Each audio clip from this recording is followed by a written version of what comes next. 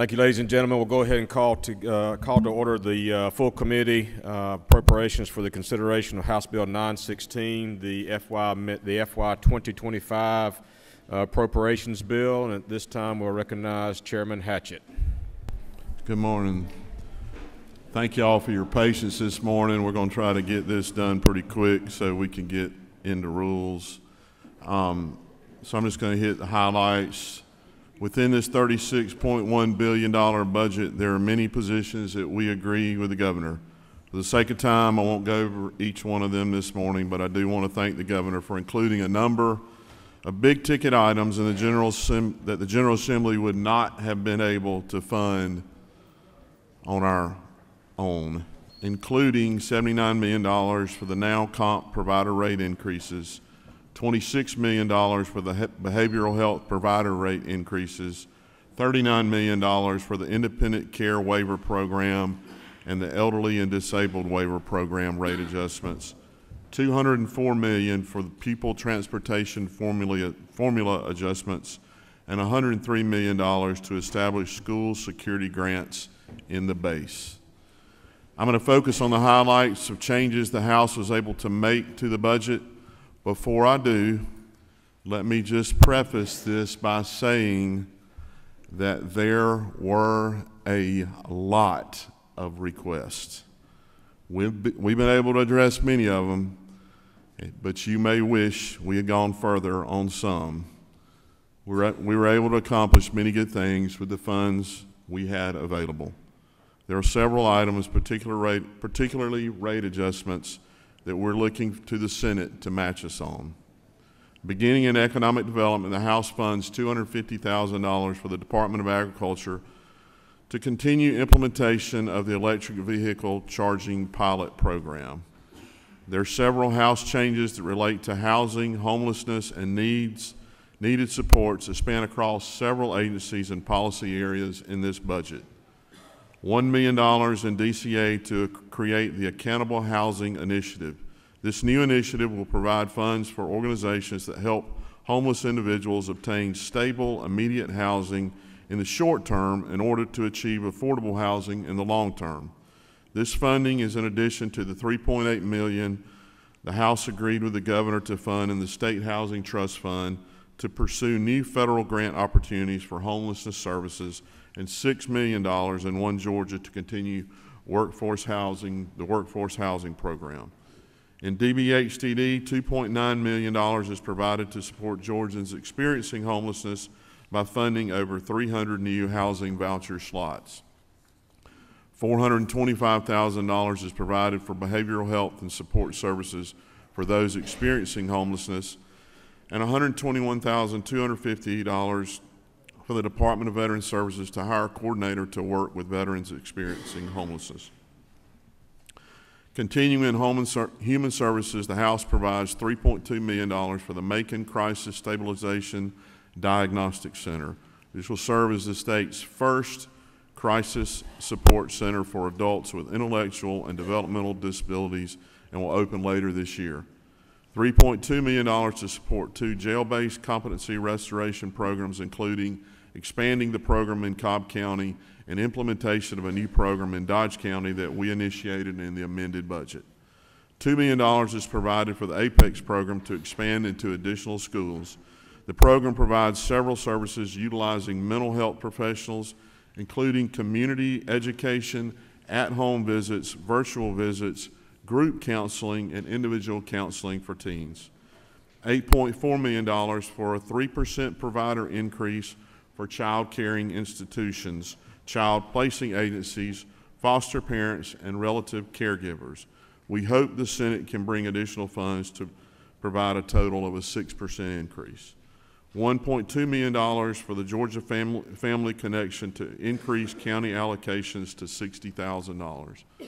$1 million to court-appointed special advocates, or CASA, to expand statewide capacity. $1 million in additional funding within the Department of Veteran Services to support active duty military members and veterans with behavioral health needs. In education, the school nutrition program received $6.3 million in state funds to provide for the cost of breakfast and lunch for reduced paying students. The department was able to use one-time federal funds in the current year to implement this program, and the House provides base funds for its continuation. Additionally, $2 million is provided to increase funds to local school systems for school nutrition to keep the price of meals affordable for paying families. $2 million is provided for construction industry certification programs to improve career path placements, teacher recruitment and retention, and program alignment with elementary and middle schools, as well as $1.5 million for 3 heavy equipment simulators at 10 schools. This has been an incredibly successful program, and the number of schools requesting these simulators exceeds our current funding. We hope the Senate can add to this item as well. The budget includes $319,000 for 1 STEM International Baccalaureate exam to all students and 1 IB exam for the free and reduced paying lunch students. This mirrors funding currently provided for AP exams. Communities and Schools receives an additional $1.57 million, recognizing additional county participation and per affiliate increase. Communities and Schools support students academically and non-academically to improve student attendance, behavior, academic performance, retention, and graduation. Within the Secretary of State's office, the House budget recommends over $2.1 million for a comprehensive overhaul of the Professional Licensing Board's division to include an additional 27 employees, temporary staff to address the current backlog of license applications and appeals, and related operating expenses.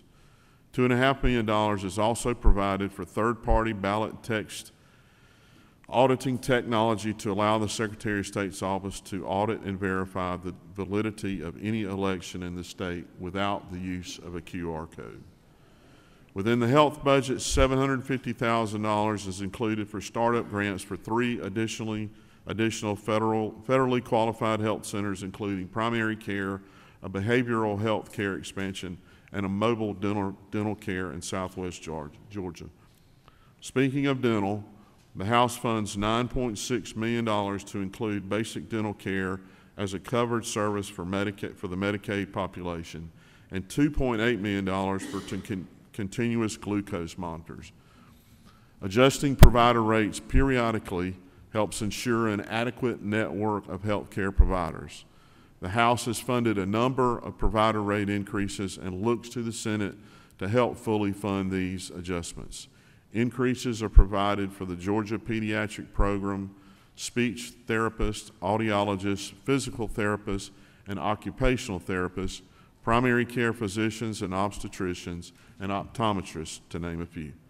$2 million is provided for 105 new residency slots in graduate medical education and $500,000 for infant mortality research as part of Morehouse School of Medicine Center for Maternal Health Equity.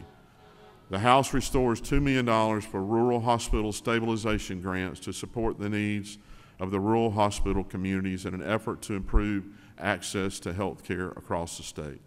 In public health, $908,522 is provided to expand the visiting hematologist program to improve the health outcomes of those living with sickle cell disease, and $796,000 for outreach and breast cancer screening services.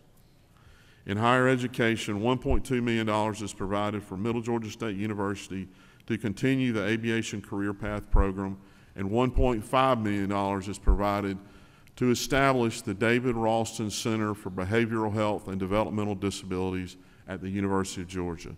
This new center will offer degrees to boost the pipeline of professionals needed to work in behavioral health and to serve as a clearinghouse for research and best practices.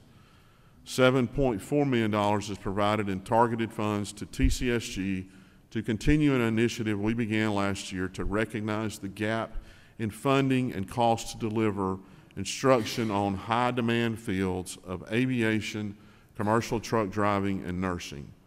$1.6 million is provided to student finance for the IPSI grant to cover the tuition and fees for students with intellectual and developmental disabilities to earn a certificate while receiving support services.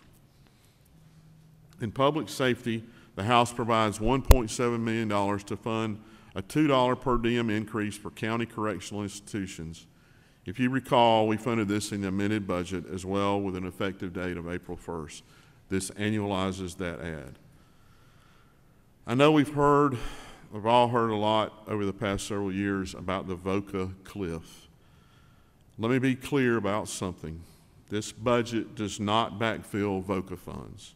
What this budget does is use state money to fund state-mandated services and expectations for the Criminal Justice Coordinating Council, domestic violence shelters, sexual assault centers, and child advocacy centers, recognizing the vital services that they provide to Georgians who are in a most vulnerable place. The House adds $14.7 million to the Criminal Justice Coordinating Council for 48 domestic violence shelters and $2 million to 28 sexual assault centers to pay for administrative personnel and facility costs related to compliance with state standards. $4 million for a dedicated sexual assault nurse examiner coordinator in 27 sexual assault centers and 21 satellite locations equipped to perform forensic medical exams. $1.5 million to the state's child advocacy centers for increased forensic and mental health services, and $2.7 million in new state funds to the CJCC for Georgia Crime Victims Emergency Fund to fund their personal services and operation expenses for the fund. We did a lot for transportation in the amended budget, including helping local governments with projects. In the FY25 budget, the House provides a $3 million increase for the Georgia Infrastructure Bank to provide additional assistance to local governments for projects through grants and low-interest loans. In closing, I know that I've covered a lot in a short period of time. We went over every line for over 2 hours this morning. I want to thank the subcommittee chairs and the House Budget and Research Office for the hours they poured into this budget, listening to the needs, and subsequently making the dollars work. There's much we can all be proud of in this budget, and I ask for your favorable consideration. Thank you, Mr. Chairman.